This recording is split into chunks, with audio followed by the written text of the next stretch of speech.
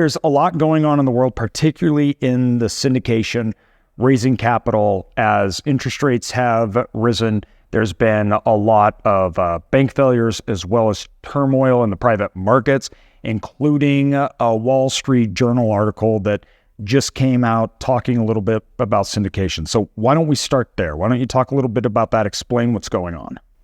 Yeah, I mean, so the article was a real bummer. For anybody who hasn't read it, it really just bashes our industry, real estate syndication. And of course, it comes from the Wall Street Journal. So Wall Street, again, picking on Main Street, is got what typical David and Goliath story. And it's a real bummer because they bash the industry and kind of make it sound like it's really just a bunch of get rich quick schemes and a bunch of scammers. And I mean, they railed this one developer. I'm not even gonna say his name because I don't want to rail him. They railed him, and then this little tiny bit of the article says, and from what we can tell, he didn't even do anything wrong, or he didn't defraud anybody. He lost money in a market that everybody lost money in, right? And they're making it seem like that is just the it's just a bad industry as a result of that, right? They bashed on some of the education programs that are helping try to take people who want to learn how to earn wealth, on even par with everybody else, and knocking it down. So once again, we're sort of creating this divide, right, where the haves and the have-nots, and the haves do not want the have-nots to have. Yeah, I've been fairly outspoken about my personal beliefs on the accreditation laws and how that they tend to be a massive barrier, and the way that they're set up, especially around like the formation of capital, really breeds this idea that somehow rich people, just because they have money, are smarter than those that don't. And there becomes this hidden world of alternative assets that a certain pool of people get access to. They are readily available options. And then the rest are left to the more Wall Street version packaged, where everybody's taking fees and making money off of. And that, this idea of this separation, I understand the thinking behind it, right? We're trying to protect people from getting scammed or losing their money.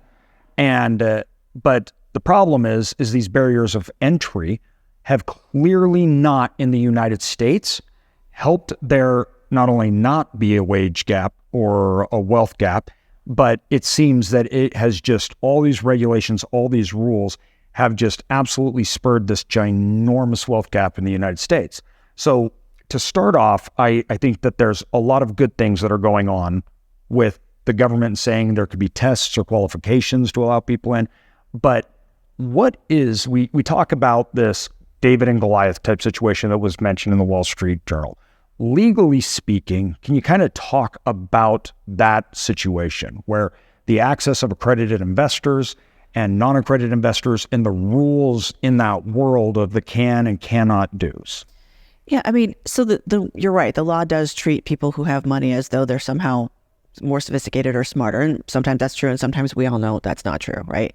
In fact, I have a whole thing about how mindset's actually a bigger factor in whether or not you create wealth than anything else.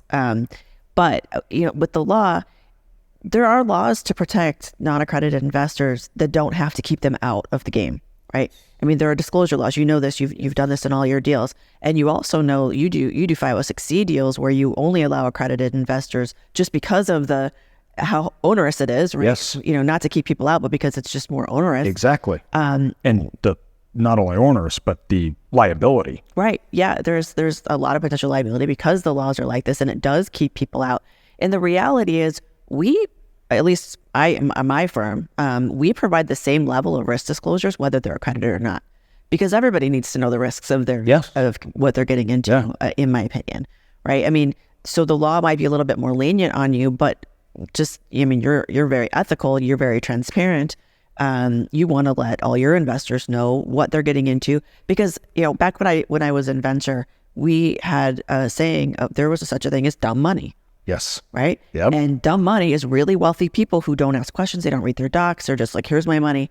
And I always say the worst thing that anybody raising capital could do is take money from someone who says, you know what, AJ, I just trust you. Take my money. Yeah. No, don't trust me. No. Read the documents. Yes. Do your diligence. Look at the deal. Do not do this, because those are the people that if they lose their money are like, I trusted you. You did this to me, right? Yes, exactly. No, you set up a structure and you follow the structure. And if that's the case and everybody was as on it as you are, then the people who weren't accredited could get into these kinds of deals because they'd have the same level of protections as everybody else. And I view this as, when we look at, this actually tends to drive capital in certain ways. Like if you look at the population that really took a hold of cryptocurrencies and really fuel those type of assets and markets, there's a reason, I think, almost psychologically why, and it's all of a sudden this is an opportunity that's not a traditional 401k, indexed fund that's like a alternative asset that I can get into because it's not regulated and there's no barriers or anything, and they try to convince themselves that it's either not speculative, and we see then what happens there. And you kind of look at it and you're going, this is backwards, where you have assets, alternative assets like cash flowing real estate that they can't go into at the way that other people can, right? And a totally different level when we're talking about these syndications, but then they can jump into a easily enough cryptocurrency, and it causes this strange cause and effect where motives and where capital can go in the economy. And that's obviously why it's theirs, to direct capital. But the players that are in it, they're restrained. The people that participate are restrained. And so the options that they have is where they go, obviously. Right. Yeah. And I think the government, for, what they're trying to do, it's very protectionist. Of course, we have a very protectionist government. And that's not even political. It's just how it is. Right. And, it's backfiring, I think, because people are then getting shoved out into these more dangerous types of investments, and then they are losing their money. Then we've got this whole cycle that happens, right? And so, the government wants to say it's protecting people, but the system isn't set up that way. No. Whether that's what people want to do or not, I'm sure most people are good people, right? Most people have good motives, but the way the system is set up, it's not set up to create wealth. It's set up to maintain. Yes, exactly, 100%. It's anti-disruptive. It's it's interesting if you look at the statistics. So as far as social mobility goes, the United States, we have one of the most aggressive social mobilities from poverty, extreme poverty up. In fact, the statistics are well over 65% of everyone in poverty will move up into like lower middle class or middle class, one of the highest in the entire world. But when you go from middle class to wealthy, that's totally different in the United States. That has actually been inversed, and we are now very, very slow for that level of upper layer, which that's great because we have a system where staying in poverty is actually not the norm, where most countries staying in poverty is the only solution, right? So that's amazing. But in the United States, we used to have way more social mobility upward, where in the last 30 years, that has absolutely stalled out.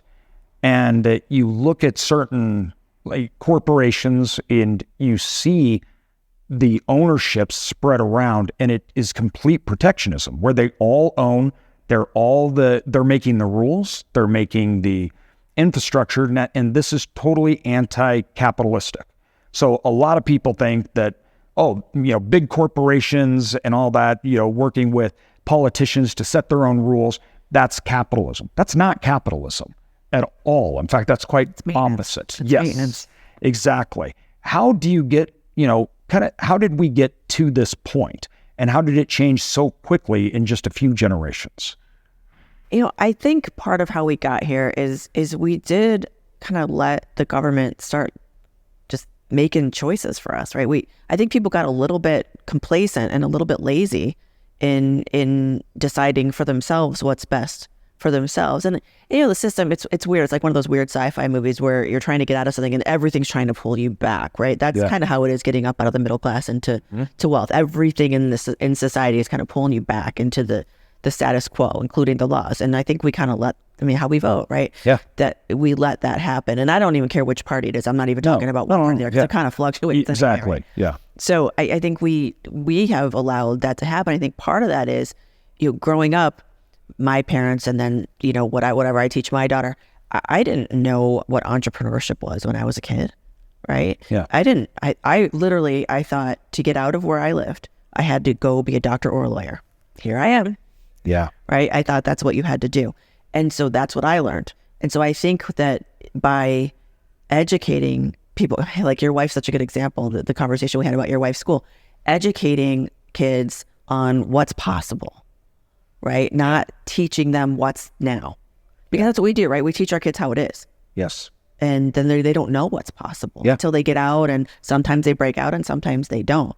So, I know this wasn't about your wife's school, but everybody should check out his wife's school. Yes. Is that we have to do this for our kids. We have to do that, or else it's going to stay like this. It's going to be the status quo. That's how we change.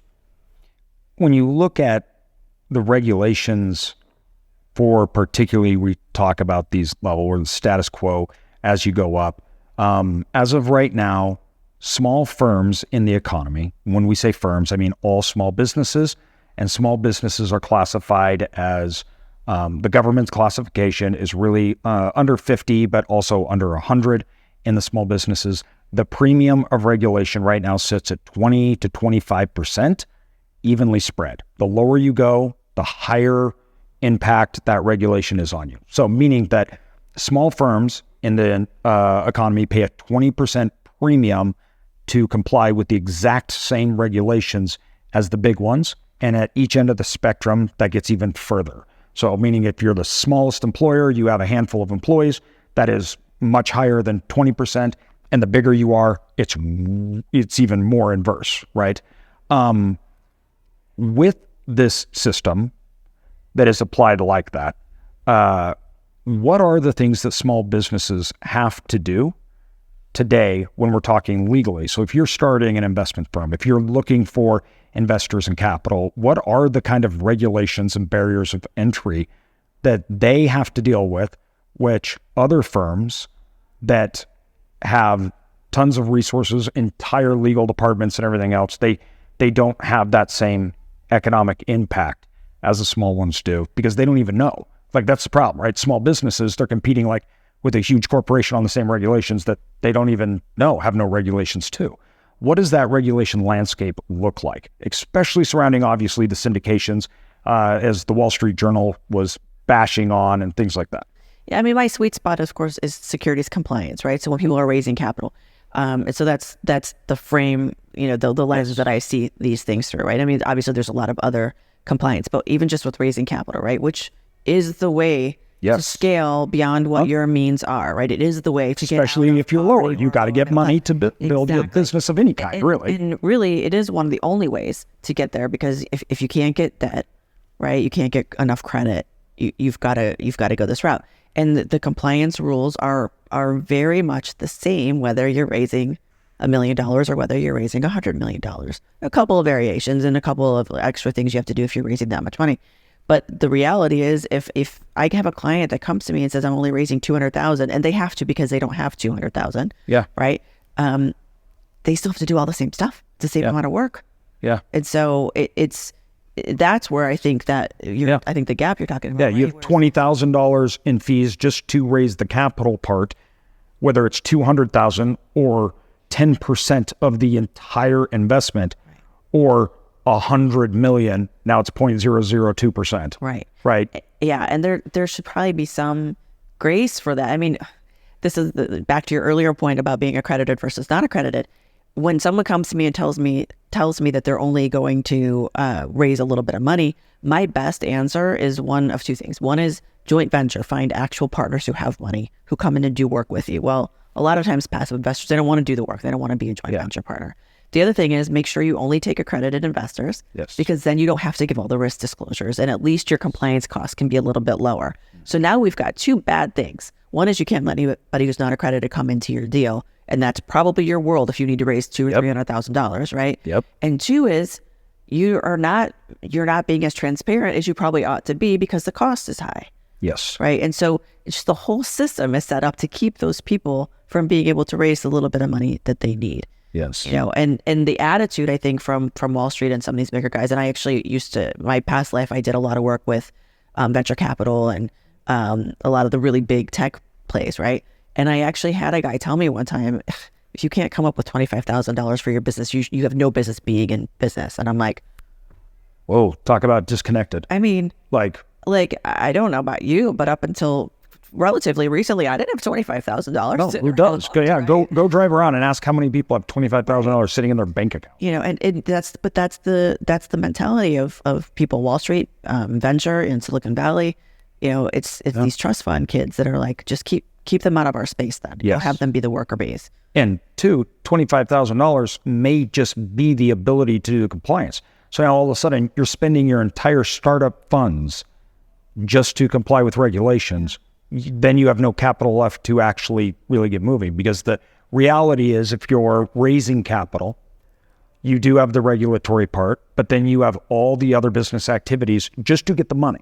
So if you're raising $200,000, you got to have the capital, you got to have the work, you got to have the marketing, you have everything else just to try to get that sum of money. Right. So now think about that as like a total return on your capital. If you have to raise that much money, you're spending 15 to 20% of it to get the money itself. It makes it difficult, if not near impossible, for a lot of people. Right. And you have to know the people with the money, unless you're going to advertise and then only take the accredited investors. Yep. Right. So it's just this vicious cycle that you can't get out of unless you somehow leapfrog over. That's why I love, education and coaching programs like you have, where you're teaching people how to do this. Yeah. Right. How do you figure this out without, putting a mortgage on your house, or if you don't even have a house in this day and age, a lot of young kids coming up can't even afford to buy a house. So, where does that even come from? Yeah. And this is one of the reasons why I think technology is going to be such a huge lifesaver for this business and this market, because, we were talking about AI earlier. That's something that I can do in my firm to help these people that are raising just a small amount of money to say, okay, we're going to keep you out of jail and do this, and it's going to cost $5,000 instead of $15,000 or $20,000. If you're just raising a small amount of money using technology. If you don't mind, do you want to talk about that AI portion, especially with your firm? I don't know if you're in a place that you'd like to talk and explain what you're doing. You can talk. Okay, perfect. Yes. Okay. I get too excited, and then I'm like, we could do this and this. Yeah, you're like, oh, I shouldn't be saying my that. integrator was like, dial it down. And I see George back there like, yes. No. I'm really excited. So this, I was on this quest to find the perfect platform for real estate syndicators, right? I wanted you to be able to have your investor relations housed on there. I wanted you to be able to have fund management and reporting and education. And I wanted your community to be all on there, right? And then I met this guy, Jared Lutz, and he was like, yeah, I have that. I have all that. This is perfect for real estate syndication. I'm like, wait, what? And he's like, yeah, and it's got AI. And I'm like, that's so cool. Yeah. Right. And so it's the AI bots are the exciting, fun part to lead with. It's my passion is to try to make this more scalable for people like you. Yeah. Right. And to make it all in one place. Because everything's disparate, right? I mean, I worked with Kaylee to try to get what you guys wanted out of your software, and they're wonderful. But it doesn't talk to HubSpot, for example. So I want everything in one place so you can just focus on what you do. Exactly. And you don't have to worry about it's over here, it's over there. And so the AI bot's really cool, but my job, of course, is to always caution people of how you scale your business comes with risks. Raising money comes with risks. AI comes with risks. Comes with twists. And there are people out there right now putting queries into ChatGPT and getting very, very confidently wrong answers. Yeah. Did you hear about the case, the actual legal case? I did. Why don't you tell a little bit about that? That's such an interesting story. This was really dumb. I mean, we should know about it, right? You to do your diligence. We know to not turn in something spit out of ChatGPT without reading it. But a lawyer, he had it right. I think it was a brief or something. I don't know. Just gave it over as is. Just citing cases. Yeah, that don't exist. That don't exist at all. And that's the thing is, I was talking to my partner, Jared, the other day, and I was like, AI bots are like interns where, they could take a lot off your plate, but they really have to be trained. And he was like, no. New AI bots are like my 4-year-old. They know some words and they know some basic concepts and they have no idea how they relate to one another. They just barf out words. Yeah. And with the confidence of a 4-year-old, you've got kids, right? And he said, he gave me an example. He's like, I was asking Braden to name his jets from whatever, some movie, whatever. And he started naming the countries that he had just learned Yeah. with this confidence. Like, that's AI. Yeah. And right now, when you go into ChatGPT or any of them, I'm not trying to pick on ChatGPT. Yeah. 100%. All of them, they have the whole universe of information out there. And I mean, you've been on the internet. It's not all true. Crazy. I know. Yeah. Yeah. And it doesn't know yet how to distinguish between what's real and what's not real, or how to apply it to a real situation. Yep. So one of the things that we're working on is to create this truth source so that you can be confident when you use AI that you're getting accurate information. So like the one that you're going to get built for you has been trained by you. Yeah. It only knows what you want it to know. Yes. And even though we have to test it, like I tested mine the other day. And I asked it a question, and it's really creepy because it comes back and it tells me things that I know I've said just like that, but it applied it wrong. Yep. Right? Until it's trained, Yep. it doesn't know. It just knows all the words I've said. Yes. So what we're creating is a platform that, yes, you can use in AI, but we limit its sources of information to things we know are true, and we verify, and that it sits on the blockchain so we know it's protected. Right. And so that's, a cautionary tale. Yeah. And I want to break this down because I think you have three things here we're really focusing on. First of all, is what that technology is doing, and that is allowing access to actual information that is verified, qualified, right?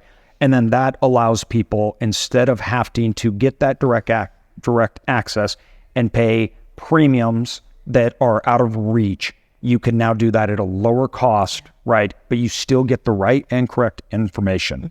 And then it's in a controllable spot with the inputs that are known and guided by actual attorneys, right? And then you have also the record being on the blockchain.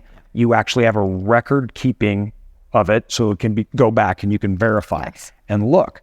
And this is the things that are very exciting to me as well. And I've noticed that whether you're Business Insider or Wall Street Journal, technology has disrupted getting capital, and that has made Wall Street mad. Yeah. Meaning that they view it as you should put your capital through us only because we are these trusted sources. But then you have technology that allowed people to connect directly, that allowed me to understand individuals, their individual business models, and that I could go to them as resources at mass, not as like a one-on-one sell, but you can talk to 1 million people, right? And that disrupted the standard chains of capital. And you've seen increasing articles from the Wall Street Journal, from Business Insider and others talking about you have to be very weary of this overall structure and it's so dangerous, right? But technology is doing that where it's opening up access to education, access to other things. So what you're doing and how you're applying that technology is once again centered around access. Yeah. And that is awesome because it's starting to bring down those barriers that have been built up and up and up to protectionism, right? To keep the game going for the players and make it harder for new players to get into the game. And that can seem really daunting to a lot of people starting out. And I think it's important to know that, it shouldn't be daunting. And there's ways that you do have access, and there's more access coming up. And to get to a point where if you have a person that's saying, hey, I want to get into the game, I can't do all of this regulations, I need capital, whether that's for my business, whether that's for investments, right? What would you be telling those people? So there's ways that you can go that are going to be much more expensive, much more highly regulated, where you can get into trouble. What are avenues that people should be going to raise capital for a business or investments? How can they get over those barriers? Well, so to back up just a little bit, I mean, the whole core focus of why I'm doing any of this is to help people grow conscious wealth, right? And so it is to provide access. And there are really only 3 elements to wealth creation. And that's education, that's mindset, and that's access to opportunities. And that's it. And with the internet and now with AI, that's available to everybody. It may be varying levels depending on how much you already are coming in with. But if you have access to those 3 things, you can start small and raising money. I mean, I do always think that one of the best ways to learn how to do syndication is actually to be a passive investor first. But if you can't do that, then the next best thing is to roll up your sleeves and partner with somebody who's done what you've done. Like I would say, don't try to learn everything yourself. Use other people around you. Go find someone's already done it. So doing a mastermind with you, and if you can't afford a mastermind, watching all of your YouTube videos. I mean, it's out there, right? And I'm trying to collect it in one place and explain to people how to use it, right? Because it could be overwhelming, right? The whole internet's big. Yes. So, well, I mean, even look at our firm. So right now we have our, what we call universally integrated systems, which at the end of the day, our firm has a architecture firm, a debt brokerage firm. We have a consulting firm that does the feasibility studies. We raise the capital, we find the deals, we operate the deals, we dispose of the deals. We have construction management, all in one. Yeah. We have our national brand and the technology platform in our firm. That is not only rare, the only companies that have that outside of our firm are REITs. But when you look at that, that seems so overwhelming. And it's really important to know that when we started, it was, let's buy this little asset, which we needed a couple $100,000 to do, and then let's figure it out. The easiest way for us to do that was a partnership where we partnered together and then took the capital, the saved amount of capital from those people, bought it and learned. And you can do this too with people, whether that's if you have the capital, you don't, but getting the experience and learning how and starting small to build. And over time, we gained all of these things, right? We didn't develop for the first years of our firm. And then as we went on, it just stacked on top of each other. So now it's where it's at. And now we have all these resources and everything, but it didn't start out like that. It's like the 15-year overnight success. Yeah, exactly. 20-year. Yeah. Yes. Yeah. I mean, there's no shame. This is what I want people to understand. There's no shame in starting small. Right? Yes. My first passive investment was $5,000. Yeah. You know, and I remember way back in the day where 5,000 even seemed like, you know, a lot. I remember the first motivational speaker I ever heard. I don't even remember who it was. The first one I ever heard was like, you know, today $5 might seem a lot. You take someone for coffee and that's like a lot for you, right? But if you keep going, then $50, $50 then maybe is a lot, and then 500 is a lot, and then 500,000 is a lot, and that always stuck with me because at the time $5 was a lot for me, and you know, and now it's like 5,000. Yeah, I can afford to lose 5,000. Let's just see what this is all about, right? But you can start small, but also you got to be willing to roll up your sleeves and work too, right? So learn all you can, but I don't reinvent the wheel. I mean, there are so many people who want to teach you. I mean, you talked about this earlier, where the best in the business, they want to bring people up, right? They want to teach you because it's better for the whole community if this community is good, right? It's better for the whole community if everybody's ethical. It's better for the community if everybody's knowledgeable. It's the way I do so much free education, why Mauricio does so much free education, is it's better for all of us if people know what the hell they're doing. And so that's my number one thing, is take advantage of all the educational resources you have. And my favorite, honestly, is events like Circle Live, because you get all three at once, right? You get mindset, you get the access to opportunities. I mean, there'll be live deals there. I mean, you're going to, show some stuff that you have going on. It's that more on-hands experience because you're networking, you're building deals. I mean, even if you look at our firm, our technology platform, our national brand, our debt brokerage firm, these were all started at events because of people that we were meeting and networking with. And I think that also comes back down to access, because when you look at it, these barriers of entries that cause protectionism, that cause consolidation, which consolidation of capital or decisions is always bad, and in politics and in economics. And when you look at the idea of access, if you're born not into where you get affluent friend and family, where that is just an immediate access, you need to go out and search that out and find it yourself, right? You need to be actively trying to get it. And that's where, we were just talking with Pace about this, Pace Morby, where we were talking about how the good players and the big players out there are openly giving out all their information for free, right? Because that's not how their business model works anymore. It's not, oh, come buy a course. It's not, there's not a gatekeeper anymore to the information and a pay to play, because that stuff's breaking down, and the business models instead, even like mine, free information, we get partnerships, we get deals, we get investors and all that, which then fuels the business. And that new methodology, which is really coming out in the last 3 years. Prior to that, it used to be a pay to play. Okay, if you pay me $100,000, I'll teach you how to do storage, which today you can literally just listen to my Self-Storage Income podcast, watch YouTube videos, and read the book, and you're going to get everything you would have gotten for $100,000 right there. Right. That's access. That's what we need, I think, and what's the biggest difference between someone like you who gives it all away so that people can learn, and someone like other people who charge $100,000 to keep all the secrets? It's mindset, right? You teach people that because you know that there's enough, right? Yep. There's enough. It's not a zero-sum game. You can be successful, and me being successful does not mean you're less successful. Yes. Right? And that's how you build these partnerships. It's collaboration, not competition. Yes. And I really think that is the thing that separates the really successful people. And I look at my most successful clients, and they're the ones like you who text me, can I say this? Am I allowed to say this, right? Because you know that you can be successful within the guardrails that I've set up for you. Yep. Because you know there's enough. Yes. It's the people who don't believe that there's enough doing it legally that get into trouble. Yes. So I really think that's the biggest distinction right there. Everybody can go on YouTube and learn it. Yeah. Really. They got to believe it, though. They got to believe they can do it. They got to believe they deserve it. They got to know it's there for them.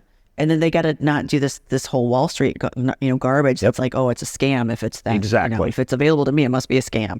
No, it's not. And this is one of the things is I think we've been lied to a lot about entrepreneurship. I call it the entrepreneur hero journey, where you watch like it's Steve Jobs, and you think that he built Apple completely by himself, and he's standing up there now and it was because he was just God's gift to man.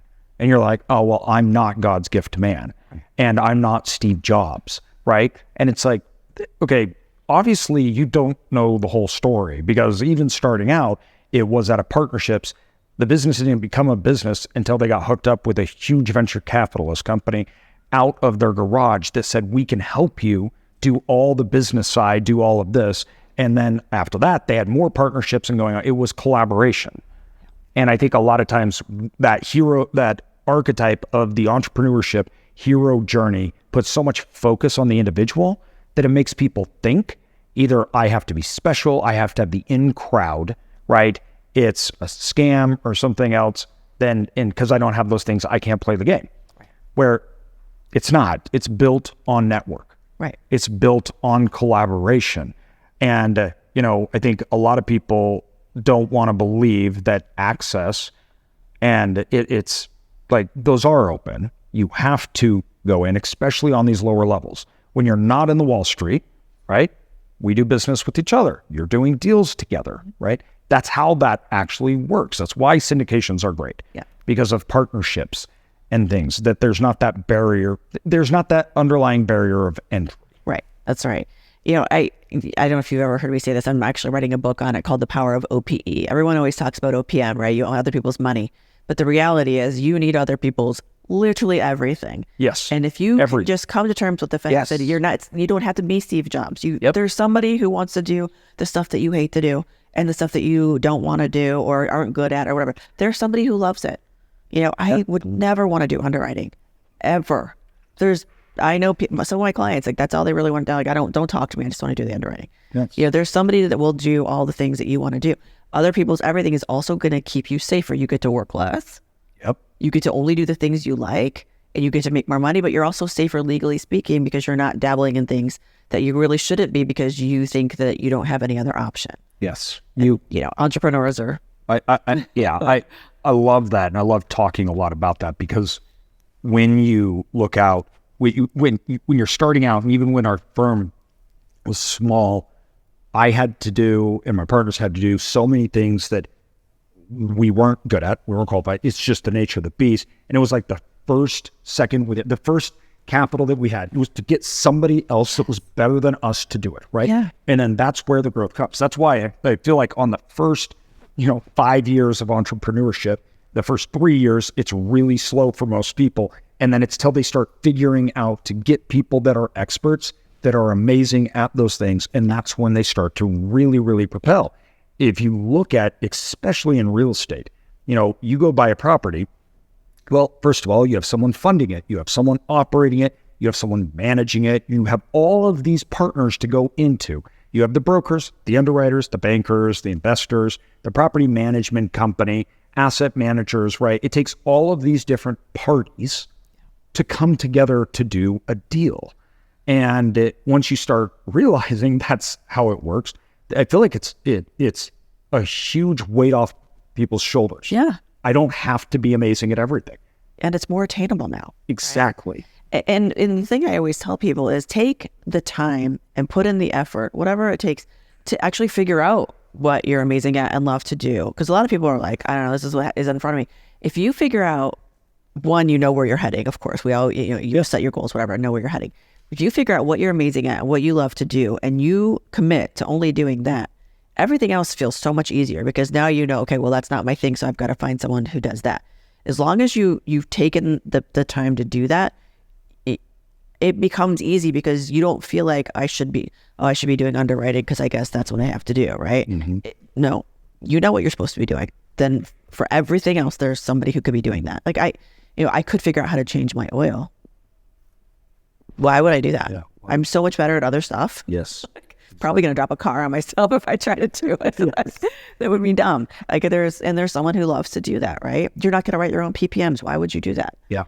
And that is essentially capitalism. And that's why I don't like protectionism. Yeah.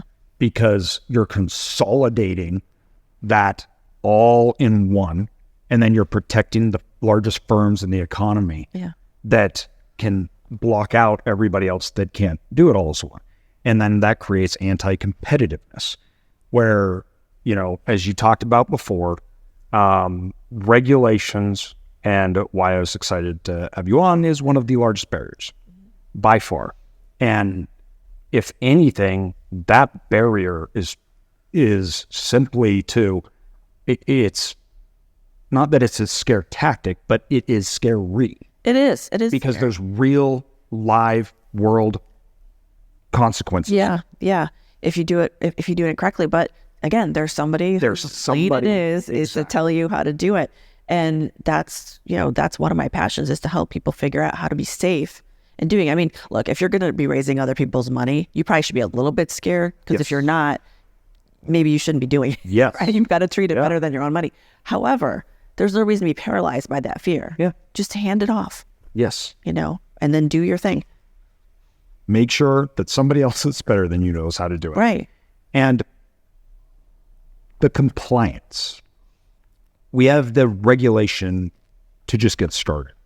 What's it look like for businesses in today's environment for ongoing compliance, regulatory, whether that is investors' money or just operating business today, ongoing compliance? So ongoing compliance is really, if you are completely transparent and communicating with your investors, that's the bulk of it right there. Yeah. Right?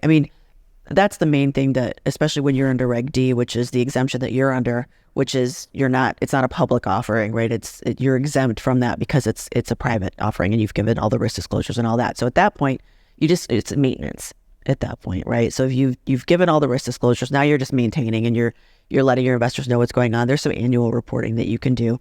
But that's actually, staying under those Reg D exemptions is actually fairly simple. For someone who knows what they're doing, right? Fairly simple to keep in compliance with once you've done it. The bigger hurdle is getting there, is getting started. The ongoing maintenance is not as bad. Now, actually, public companies, that's one way where they do have actually a lot more complaints because they have to keep the reporting going with the government. Yes. That's one way where being smaller is easier and better. Yeah. Yeah. When we talk about going public, maybe we can talk about that real quick so people understand this. When you talk about raising money, what are the different methods to raise money in, right? Like You have obviously syndications, you have corporations and issuing of stocks, you have issuing of bonds, which are the form of debt. You have just partnerships.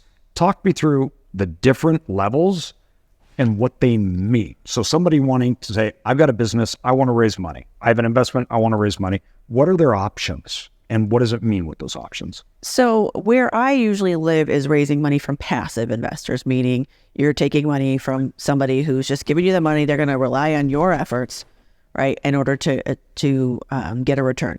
That's one way. And that's when you're selling securities. So you've got a couple of options there. One is you can register the offering like an IPO, like Microsoft or Facebook or whatever.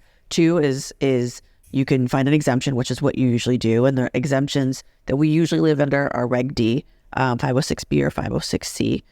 There are other exemptions though, Reg CF, crowdfunding, Reg A plus is like what you see Grant Cardone doing, where you could advertise and you could take a lot of regulatory compliance there. Or it's illegal, right, if you're going to raise passive. But there are other ways to get money. Like you said, you can issue debt. Although a lot of people get confused here because a lot of times when you're raising debt, it's still a security. So you can't just call it a note and get around the exemptions or the securities laws. But, good old rich friends and getting into partnership with rich friends is actually, one big way, right, is to say, look, you've got money. I'm going to need you to make some decisions. I'm going to need you to have some management oversight. So it's a joint venture and not a securities offering. And the thing that I always advise people of is you don't get to decide if it's a securities offering or a joint venture just because you don't feel like doing the compliance. That's your facts decide that. So, and the SEC looks at everything on a facts and circumstances basis. If you don't like your circumstances, you change your facts. Yep. And if that's the case, then you want to take money, then you have to just make them active partners. And that's one way is a joint venture. And that's a little bit easier because it's just a contract at that point, right? And that keeps you out of the security. So if you're only raising $100,000, $200,000, it might be better to go find a rich uncle and have them get voting rights and do a little work and, be actively involved so they're not passive. And lots of times, too, that's actually a benefit to you. Yeah. There's benefits, though, to working, obviously, if you're getting that capital from your rich uncle or whoever it may be. Lots of times you're getting that experience, which is needed. Yeah. Yeah. Less risk, too, right? In that you're not dealing with the government at that point. You're just dealing with your rich uncle on a contract. Yep. And the only reason anybody ever hears about that is if it goes south and your uncle sues you. Yes. And now it's in courts. But that's also different because then that is in civil, right? That's not. So if it's a security, you have oversight from the government, right? Making sure you do something wrong. But in the case like you just mentioned with the rich uncle, that would be different. He would be suing you in a civil court, correct? Right. Yeah. That's not typically going to rise to the level of something, criminal, or the SEC is not going to be investigating you. The FBI is not going to be knocking on your door. This is just a civil matter. Right. And, if you have a good contract, it's really not even that, it doesn't even need to go all that far. Right. Usually we put in something that says you arbitrate or you mediate or you can handle it even before you get to that point. And if you have a good enough contract, most lawyers are going to go, there's something to fight about here. Yes. Right. I like to say in partnerships, in anything, start with the divorcing. Yes. So it's the idea that, all right, you've got to start saying, when we get divorced, how is this going to work? Yeah. Not, it'll never happen. Not, hey, we're just going to put this together and it's going to be great and it's going to work out. You need to start with we hate each other and we're going to fight over this. So what are the rules of the fight? What's the arena that we're playing? Yeah. And that's such good advice to give to anybody who's getting started is everybody loves each other now. Yes. And let's work this out while we do so that it's not so ugly. But yeah, you're right. You have to think about what happens when because something's going to happen. It might not be we hate each other, right? The world might not, explode, but stuff happens, I mean, you look at just our industry where a few years ago you trip over a property, you made, huge returns. Yep. And now, what was it? Who I don't remember who said it, but it's like the tide's going out. We're going to see who's been swimming naked. Exactly. Right? Yep. Yeah.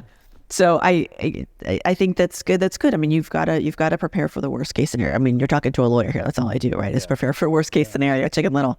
But that's like one of the reasons why we get a lot of our investors in our business is because we look at things through the lens of 2008. We own properties before it, during it, after it. We didn't go bankrupt or anything. And all our deals have always looked at with that lens, meaning that we know things will go wrong. So we know why we own these properties. We don't know when, but things will go wrong. They'll go wrong on a property, on a local market, or on a national scale. 100% guaranteed. So we have to have a framework within that property that allows it to go up and down, the markets to go up and down. We have a longer term outlook to where we can actually close, whether that's a refi, whether that's a sell, but it's predicated on our time so we don't get caught, right? And I think a lot of people are really scared to talk about the downsides. They're really scared to talk about, it's like you don't ever want to tell a potential investor that there could be something wrong, because then they may not want to invest with you, right? And not only is that not good legal practice, but I think I just don't think that's good business practice. It's not. And here's why is this is exactly what I tell people to tell you. If there's something that you're like, oh, if I tell them that, they might be upset and not invest. That's exactly what you need to tell them, because you don't want them to invest if that's going to be a problem for them, because then you're going to have to deal with it. And it's a much bigger nightmare to deal with an angry investor when stuff goes wrong than it is to just not get that investor. Yeah. I mean, from experience, I can promise you that's true. And so, anything that you're like, oh, I don't know, that's what you tell. Yeah. I mean, we had investors, we did our big funds that we had. We did a large one in 2022. And it was right off the backs that I wrote a white paper, basically an article on the self-storage bubble, where I outlined with all our data how in 2023 was going to be a horrible year for real estate. Here were all the things happening, and this was going to be why. And I'm raising $25 million at the exact same time I issued this thing out public. It got over 1 million views, I think, on Twitter. I was consulting 2 multi-billion-dollar banks at the time who were shorting self-storage stocks off of my recommendations. Now, that could be a little confusing, right? And how do I talk to investors and tell them, note this? And I say, actually, that is why you want to invest with me, because I'm literally telling you where the landmines are. Yeah. And right. You don't want to go with someone that says there's no dangers, right? And sure enough, that stuff played out. And it is still funny how quick investors forget. Yeah. So we're like, oh yeah, so it's a slower lease up season, right? So distributions may not be coming on as quick or whatnot. And then somebody's like, gets mad about it. And that's even telling them. So imagine if you say it's going to be rosy, right? And things go bad. No, you don't want to surprise people like that, because they're already in it because they believe, right? That's what they're going. It's like more like, hey, cool down, right? Be upfront. I just think it adds confidence. I think it's a sign of maturity. And I think the investors that you want, like you said, will respect that. Right. That's right. And it's just what you need to do anyway, because you're going to have liability if you don't, right? Yeah. And that's why when we do our offering documents, right, we put all the scary stuff in there, and that's to protect you. I mean, the SEC is there to protect the investors. We're here to protect you, so that if an investor does kind of have, some memory loss from, listening to you tell them and reading, your white paper and seeing all the places where you've told them these things, you can go, but you signed right here. Yes. And we told you all these things. If you didn't tell them, you don't have that to fall back on. Yep. Talk about those disclosures real quick. How should disclosures be either issued, or if you're raising, even if it's with your rich uncle or a family friend or a mom and dad's 401k or whatever that may be starting out, what kind of disclosures should you be disclosures? But when you're making those kind of statements and things, how should they be issued or documented? Is there a format or a way? Yeah, so we do, for most deals, we do a private placement memorandum, right? And that's a pretty robust document with all kinds of disclosures. One of the main things that we're going to disclose in there are all the ways that the management team or the sponsor team are getting compensated. For example, that's something you need to tell everybody. Even if it's an affiliated company, we say this is happening, right? the obvious risks of the deal itself, right? The market could turn. Self-storage might be in a bubble, for example. COVID could happen again, right? All those things, 2008, we have disclosures in there about 2008 in our PPMs. We have disclosures about COVID now.